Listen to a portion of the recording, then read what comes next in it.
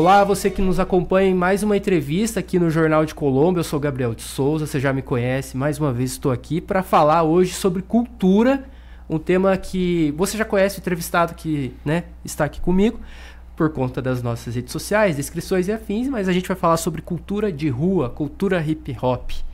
E hoje a gente vai ter um bate-papo bacana com o Don Joey, que é agente cultural, militante, membro da velha escola da cultura de rua, do hip hop em si, e que hoje atua como produtor nos 4 elementos, né? Tá sempre ali em contato com todos eles.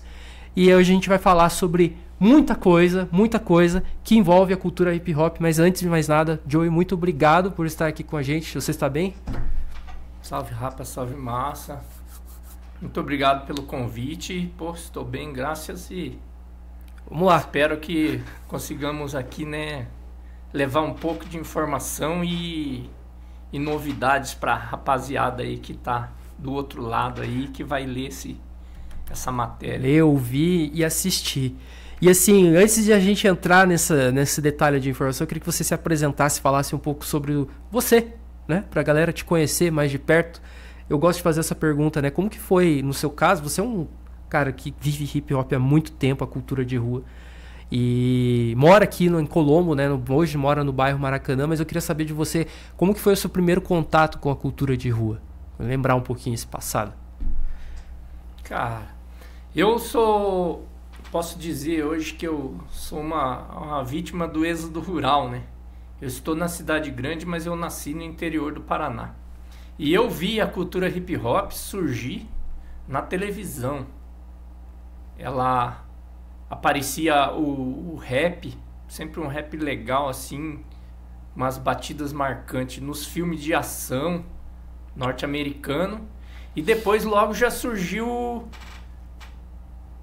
se eu não me engano, foi no programa do Silvio Santos. Olha só. Rolou, e ele chamava de dança de rua. Era uma disputa de dança de rua, daí trazia vários grupos. E nessa eu vi uns caras do break de São Paulo, até a turma do Nelson Triunfo, Funk Cia, os caras se apresentando ali. E logo na sequência acho que a Globo, né, lançou uma novela e que tinha uma pegadinha de dança de break na abertura, que tinha uma coisa ali da cultura norte-americana, do hip hop. E o Nelson Triunfo também estava envolvido nessa história. Uhum. E dali já começou uma onda. E daí os caras já tinham, né, uma onda que tocava no rádio, que rolava ali uma black music, um soul norte-americano. E os caras nessa daí, na mídia aberta, botou o Michael Jackson como um cara dessa vibe também, né? O disco do Michael Jackson veio com a produção ali, eu acho que do Thriller pra frente, veio com uma produção meio norte-americana, assim, tipo, mais pra linha do R&B, do black music, do rap. Acho que tem produção de uns caras bons, assim, das antigas. E aquilo me deixou assim, falou, porra, que negócio massa, isso é envolvente. Porque até então eu ia nos bailezinhos de tuxi-tuxi na cidade. A gente andava longe, numa galera pra ir naqueles bailes. E a partir daquilo ali, que negócio massa. E num final de ano tinha uns malucos que moravam na minha cidade, já tinham ido morar em São Paulo. Uhum. Os caras já voltaram com toca-disco, caixa de som e vamos fazer um baile black. E eu já gostando do bagulho, aproximei deles. Sim. E fiquei por ali com eles. E dali... A história. Dali nasceu toda a história. Eu fui morar um tempo com eles em São Paulo, mas como o bang deles já estava numa outra proporção, não tinha espaço para ensinar ninguém. Sim. Entendeu? Os caras estavam num profissionalismo e numa pegada que não tinha. A equipe deles era aquilo, eles tinham a turma dele, era a equipe de baile mesmo, tinha a turma deles, não tinha espaço para mim, e eu acabei me abraçando com uma equipe de sonorização. Com essa equipe de sonorização eu vim parar em Curitiba. E daí, trabalhando ali um pouco, nas minhas folgas, eu passei a conhecer em Curitiba o povo que fazia o hip hop, que estava ali nas primeiras casas que teve rap em Curitiba. E dali, por mais um tempo pra frente, eu já estava cantando rap, já estava discotecando. E mais um pouquinho eu já estava indo para a parte institucional e política do negócio. Que a gente vai falar daqui a pouco. Então foi onde nasceu a minha... Aonde ela foi toda engatando uma na outra. E não saiu nunca mais. Estamos, nunca mais. Tá certo. Não, e assim, hoje você é conhecido justamente por trabalhar nas 4 frentes, né? E além do mais, tem a questão de você atuar nessa área mais política, talvez, institucional. E aí eu pergunto para você justamente nesse sentido, né? Considerando Curitiba, considerando Colombo, que é onde você vive hoje, já trazendo para o tempo presente, o que você vê, né, comparado com o passado de relação da sociedade com o hip hop? Você acompanhou todo esse processo, essa criação, como que hoje você vê essa questão da cultura de rua sendo desenvolvida aqui na grande Curitiba, vai? Como naquele primeiro momento dos anos 80, que não tinha grande informação, a televisão ela teve um papel importante para tirar um pouco do preconceito, né? Na atualidade, de um tempo para cá, quando a gente vai falar de um tempo para cá, não é uma coisa tão distante. As redes sociais, ela fez esse papel de tirar um pouco o preconceito e dar uma visibilidade um pouco maior para a cultura. Não só para a cultura hip hop, como pro funk, pro punk, né? Pro reggae.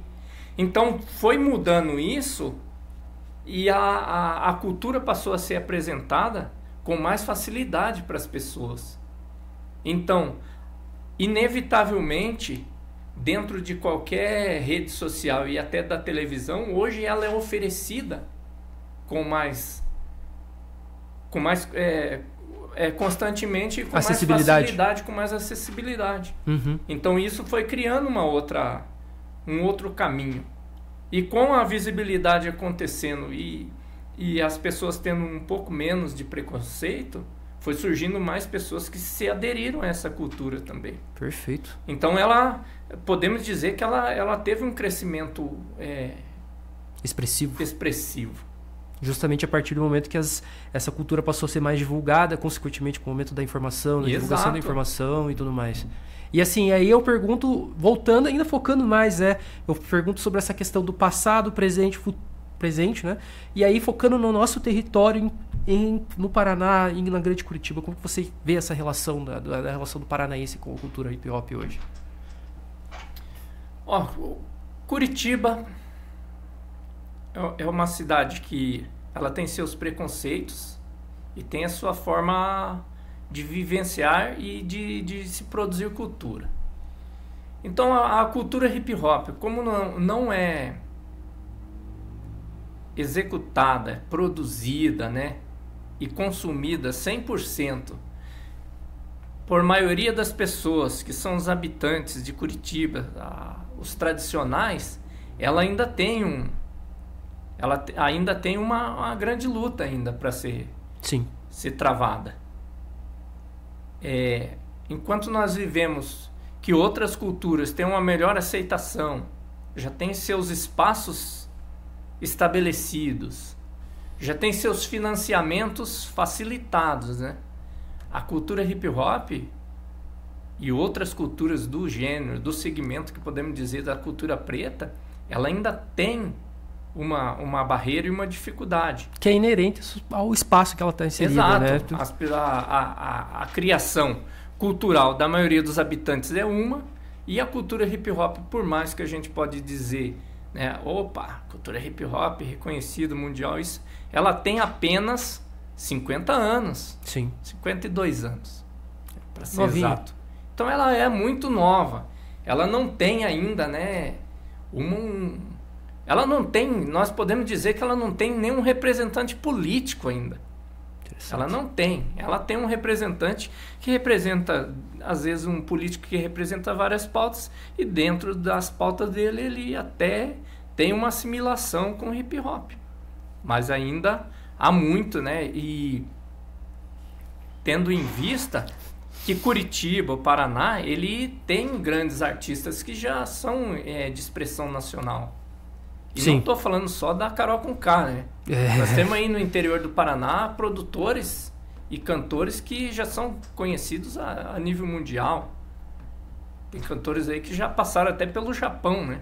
que é a língua que eu acho mais difícil de se compreender, né? E que os japoneses compreendam que um português brasileiro que fala em português esteja dizendo. Então existe ainda, né, um trabalho a ser feito, existe ainda bastante coisa a ser desmistificada e construir, né?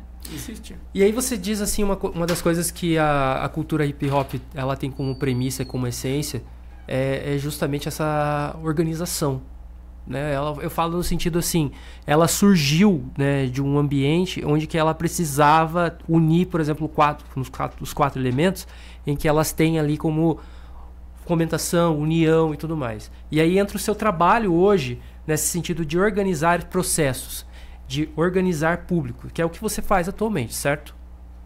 Exato. Como no princípio, as pessoas que construíram o que nós chamamos de hip hop eram pessoas que faziam cultura e elas estavam também à margem. Sim. Então foi necessário esse ajuntamento, essa organização e criar, né, estabelecer esses elementos, o que era o objetivo de futuro e o que poderia ser feito para ser o que é hoje. Entendeu? Então, ainda hoje, quando a juventude inicia dentro da cultura, o que a maioria acha que vai ser um cantor. Logo aparece um que acha que vai ser um DJ. Daí vem um dançarino, opa, você dançarino. Daí tem o grafiteiro, que é um mercado bem complicado. Mas todos eles ainda estão naquela, sem saber o caminho, sem saber, às vezes, nem onde é o espaço dele ter o pertencimento. Então, a importância da gente, como antigamente, de reunir as pessoas, organizar, fazer a formação de plateia, fazer até encaminhar essas pessoas para lugares e até cursos, né? Sim. Para que cada um tenha uma capacitação, seja ela dentro do segmento cultural, ou seja que ela, né, eu trabalho com hip hop, então eu já gosto da moda. Vai construir algum outro caminho. Sim. Porque não só, né, eu tenho até o mau costume de desacreditar as pessoas e dizer que nem todo mundo vai ser um artista famoso, né? Mas só que ao mesmo tempo nem todo mundo deve desistir de participar, né? Sim. Porque às vezes a ideia que as pessoas estão construindo, ela pode ser que ela não está sendo compreendida agora, né? Mas pode ser no futuro. Ela vai ter uma outra compreensão. E pode ser também que o caminho dessa pessoa, ela mesma se adapte a uma nova realidade, um novo desejo, né? Você cita esse exemplo da questão de ser um artista famoso. Mas conforme ela vai se desenvolvendo, vai conhecendo, vai se aprofundando, vai se planejando, se organizando, ela pode criar novas diretrizes, novos caminhos. E aí entra o seu trabalho, né? Exatamente. É tipo uma construção de... A gente, né, usa as palavras de posse, crio, coletivo, né, associações. Mas o que a gente tenta construir mesmo, e que a gente está sempre dando aquela chamada, é que nós somos uma família. Entendeu? Nós somos uma família. Então tudo tem que acontecer de uma forma que a rede social ela tornou isso uma coisa mais fácil para quem tem habilidade, né? De se manter conectado, né?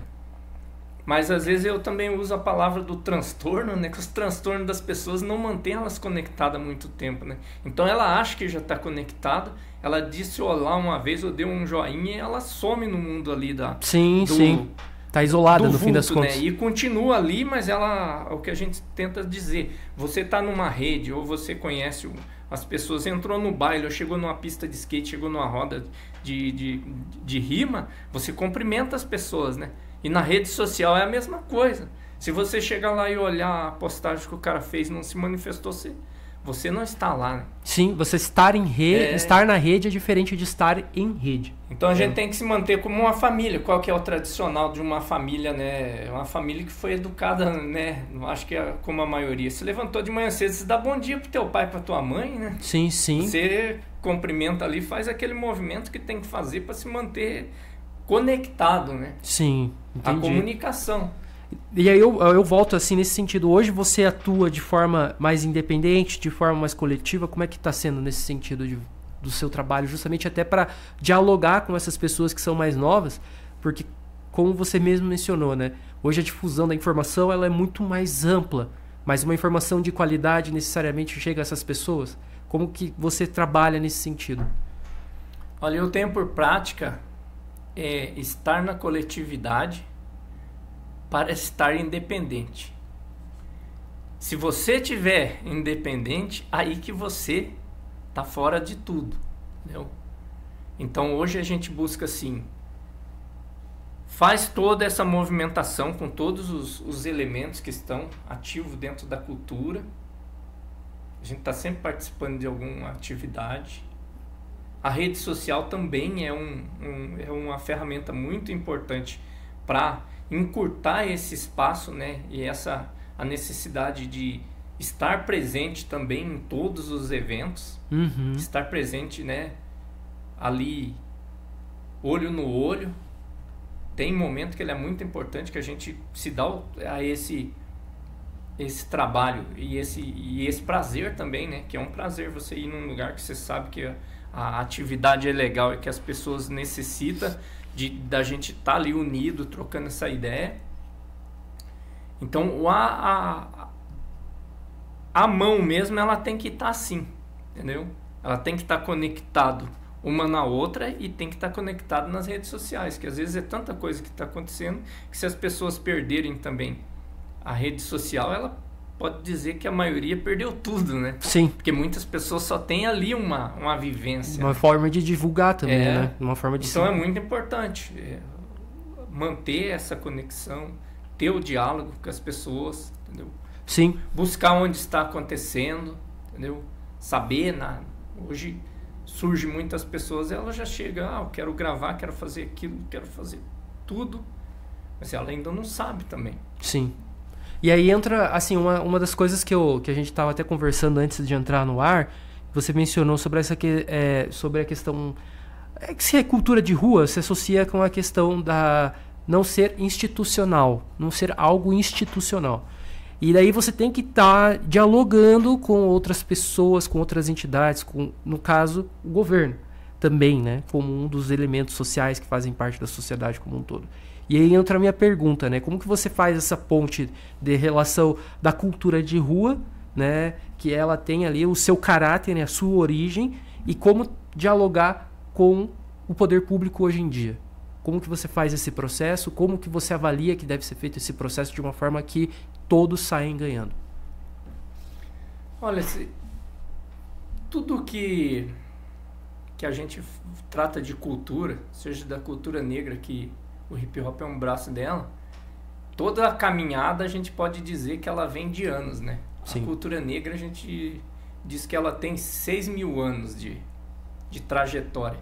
Então a cultura hip hop, dentro desses 50 anos que ela vem desenvolvendo, no Brasil mesmo, a partir dos anos 90, em Porto Alegre surgiu o Fórum Social Mundial, que foi criado as primeiras redes de relação.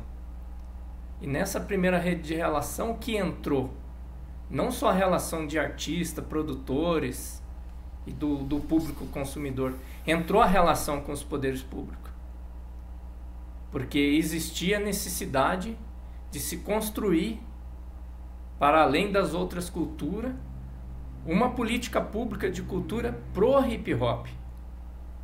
Aonde o hip hop, sendo a cultura mais nova de todas essas, agora nós temos algumas culturas que está sendo, né, a mais nova ou a caçula da história. Mas até então era o hip hop. Uhum.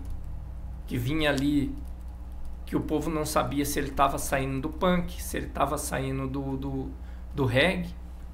Então foi levado e apresentado o que era a cultura hip hop dentro dos espaços de política, dentro dos espaços institucionais, para iniciar a criação de uma política pública para o hip hop.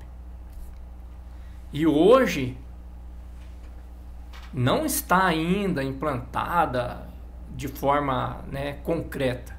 Ela ainda tem algumas coisas que necessita, né, de votação, de projeto de lei. Mas o hip hop, ele sendo a cultura de rua, muitas pessoas ainda dizem, pô, eu não vou participar desse debate político. O negócio é na rua, é assim, assim, assado. Mas a cidade toda, ela tem uma regra e ela já tem uma política de pertencimento, de uso, de espaço, de uma série de coisas que, se você não tiver mantendo uma relação com a política da cidade, você não consegue manter relação com a política cultural e nem com os grupos que estão fazendo cultura. Sim. Você ia continuar? Acho que deu. Não, então falha na Matrix, faz parte.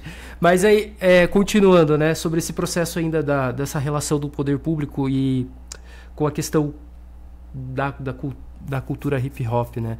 Aqui no Paraná, aqui em Colombo, em Curitiba, hoje você avalia como que você...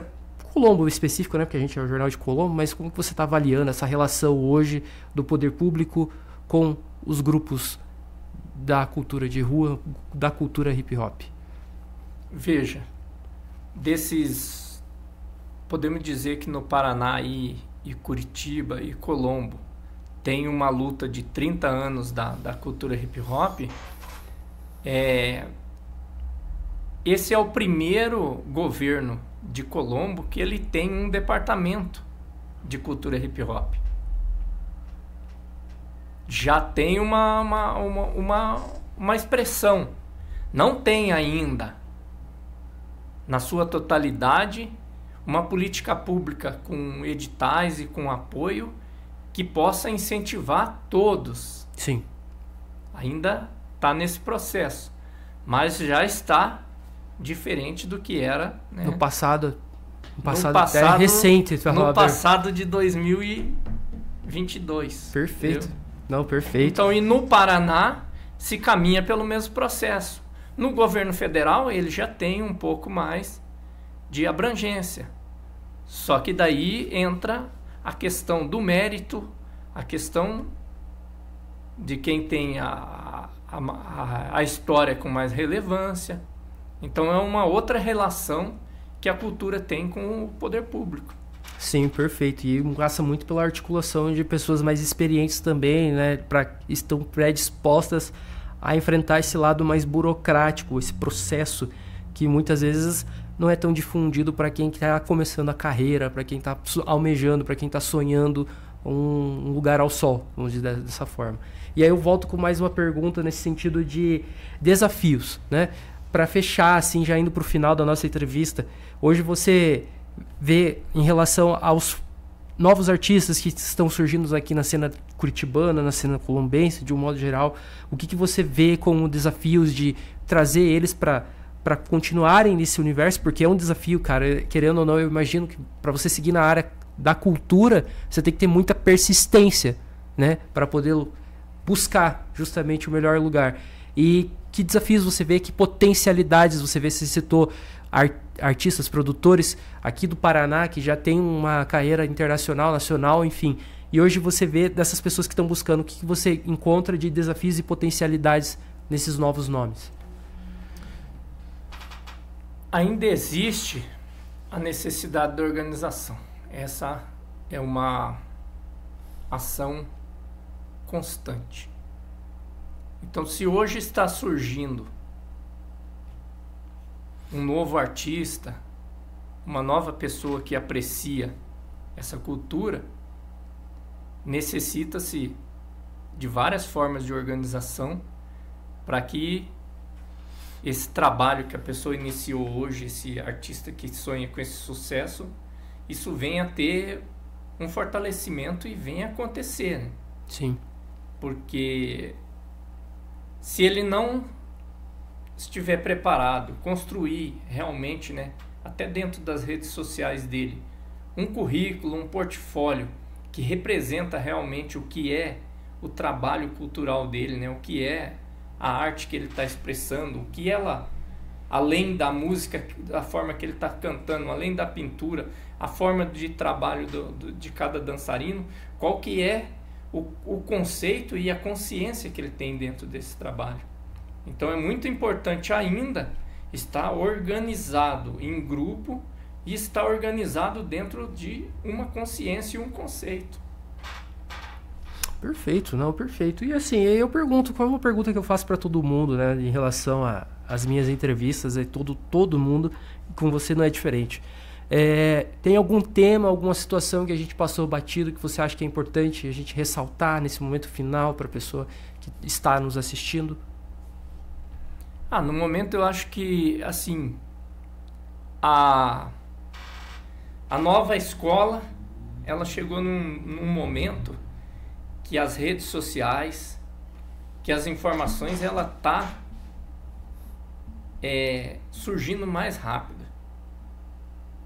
Há um tempo atrás se levava um bom tempo para as pessoas conhecer até quem eram os elementos que estavam fazendo as atividades dentro da própria cidade. Hoje,